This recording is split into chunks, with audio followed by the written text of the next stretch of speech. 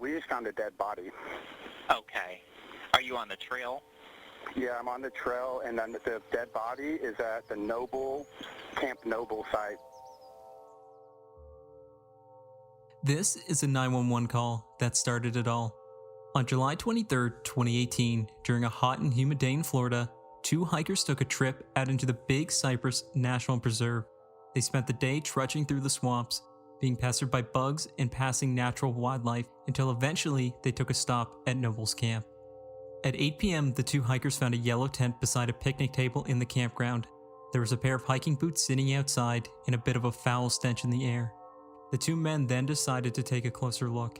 Inside the tent was a man sitting upright, his eyes wide open and their body twisted. This was the corpse of a person who went by the trail name Mostly Harmless. After discovering the body in the tent, the two hikers dialed 911. Once police arrived on the scene, they started to do their own investigation. Present inside and close by to the tent were the following possessions as reported by Collier County Sheriff's Department. A beige shirt, food, $3,500 in cash, gray shorts, underwear, Solomon hiking boots, flip-flops, a tent, sleeping bag, hiking poles, a baseball hat, a backpack, and 2 notebooks of computer code.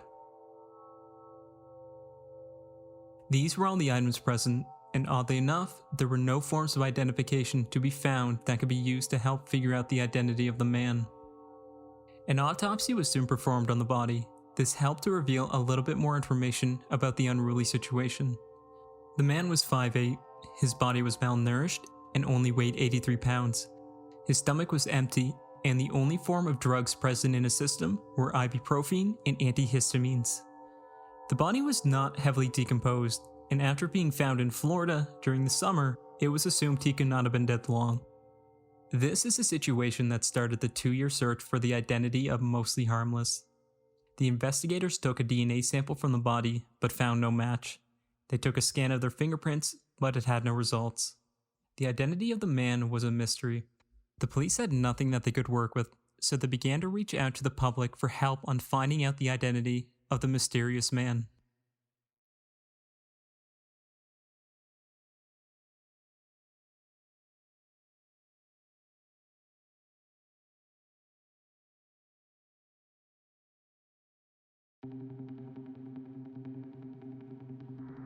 Mostly Harmless had a few different pseudonyms that he was known by, either alternative trail names or fake names. His alternative trail name was Denim. This was formed off his choice to hike in jeans on some parts of his journey. A fake name he chose to use when he signed into hostels was Ben Billamy. The nickname of Mostly Harmless more than likely originated from the book by the same name that's part of the Hitchhiker's Guide to the Galaxy series. Police originally released a 3D model of his face on the report that was asking for help in the investigation. There were also photos of the campsite attached to it. It surprisingly did not take long for some people to reach out to the investigation with information regarding Mostly Harmless. The people who reached out only knew him by his trail name, but at least it was some information to go off of. The different hikers and people he met along the way provided any information and photographs that they had of him. It helped to form a timeline of the journey and to understand the kind of person Mostly Harmless was.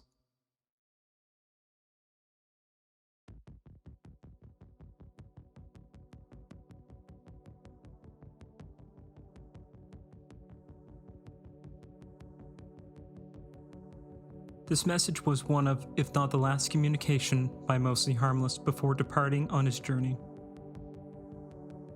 This message was posted in an online game called Screeps. And for those of you who don't know, Screeps is an online MMO strategy game where users create scripts and codes to play the game. In April of 2017, he began his journey south, starting in New York City. With an oversized backpack strung to his back, Mostly Harmless departed the Big Apple. Everything he had and thought he needed were packed with him. An interesting thing to note is that he always mentioned and never seemed to have a cell phone. Every time someone asked him, he said he didn't have one, and there was no signs of him ever having one on him. Mostly Harmless's journey started on the Appalachian Trail in New York. The Appalachian Trail is a 2,190-mile-long hiking trail that spans multiple states. On average, it takes 5 to 7 months to make your way across the entire trail. Although Mostly Harmless started the trail a little bit into the full length, the trail as a whole is a tremendous undertaking. The trail is not something just anyone can do on a whim. On foot, Mostly Harmless followed the trail through the state of New York, into Pennsylvania, and then into Maryland. And by the summertime of 2017, he made it to Virginia. In the state of Virginia, he met the person he would spend the most amount of time hiking with. This person was a 66-year-old woman who went by the trail name Obsidian. Both of them had bad knees, and it made the pacing of their hike a little bit slower. But it also allowed them to stay together for longer. Obsidian was also the person who taught him how to make fire. After a while of hiking together though, eventually the two of them parted ways. By December of 2017, he found himself in Georgia. This was it. He made it to the end of the Appalachian Trail. In Georgia, he met a man named Mason who was working at a local store. After chatting with Mason and sharing with him his plan to make his way to the Florida Keys, Mason helped by printing off a map for Mostly Harmless for $5. Mason was surprised when he first met him. Seeing someone who willingly cut themselves away from technology was not something you'd see every day. Before Mostly Harmless left the store, Mason asked if he could take a photo with him. Eventually, the photo was given to investigators for their search to the real identity of Mostly Harmless. Over the next month, after slowly making his way south, he arrived in Florida in early January. It wasn't long before a trail angel found him, and a trail angel is a person who helps out hikers by either giving them food or performing other gestures, such as offering them a place to take a shower. The trail angel that met him was named Kelly. She approached him and they began to chat. She noted that his gear was both high-end and generic. Their meeting didn't last long though, and before Mostly Harmless continued on, just like Mason, Kelly also took a photo of him. In just a few more months, the last supposed person to take a photo of and see Mostly Harmless was a man named Mike. Mike found him near Noble's camp, and he still had his large backpack strung to his back. Mike offered and gave Mostly Harmless some drinks, and like many other people, began to chat with them. This encounter didn't last too long though, and 99 days later, his body was found by the two hikers at the Big Cypress National Preserve. Mostly Harmless met a lot of people on his journey. He had meals, shared stories, hiked together with them, but unfortunately, nobody knew his real name. They had his trail name, but that was it. There was nothing else to go off of.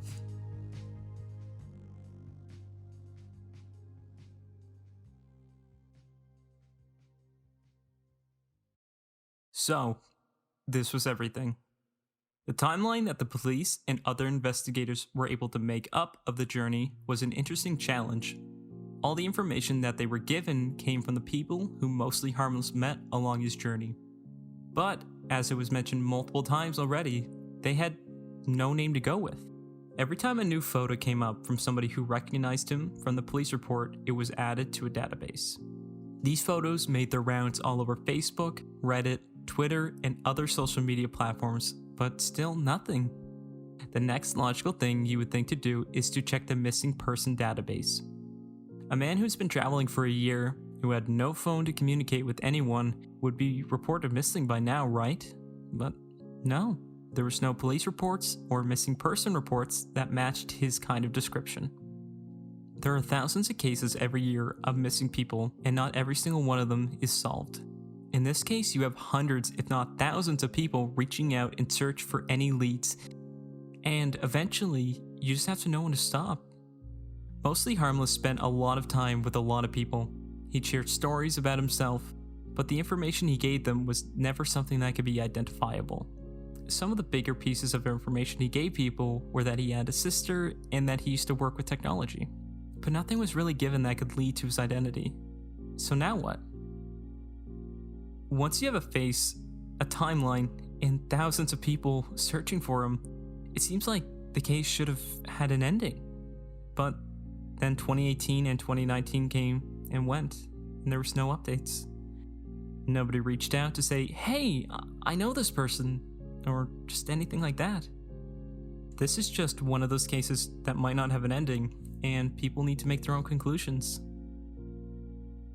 There were many theories going around, but they never seemed to get off the ground.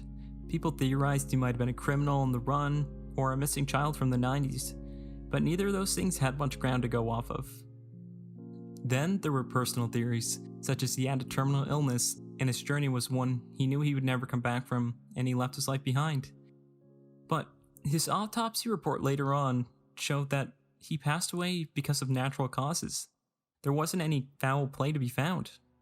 This was until something changed in December of 2020.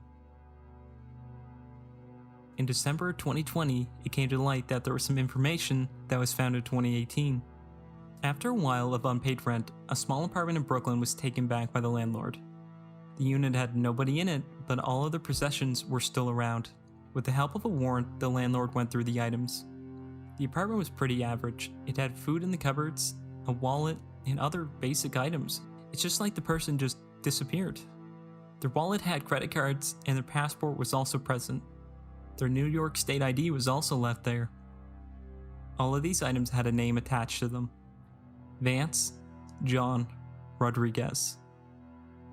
Once all the information about what happened in the apartment became public and the name of Vance Rodriguez was out there, the people who knew him were able to match him to the photos of Mostly Harmless. It was also after looking in the computer left at the apartment that they found the chat log that was brought up earlier. Now people had the who, but not the why. This is where it gets a bit messier because the only information to go off of is what close friends were saying at the time. Vance seemed to be a person who struggled with his mental health. He was known to be kind, but could also have outages. He was also the kind of person who would isolate themselves from the world for a while without letting anyone know anything. This is more than likely why he went unidentified, even though many people recognized him off his photo. This whole event is just unfortunate. Vance was never forgotten by the people who he had in his life. His journey was one that he took on his own. He met a lot of people along the way. Once he was found, all alone in the tent, with everything that he had left to his name, it caused a search for him that lasted years, and throughout the entire search, he wasn't forgotten. Thank you everyone for sticking through the whole video and for watching. Remember to stay safe and to have a good day.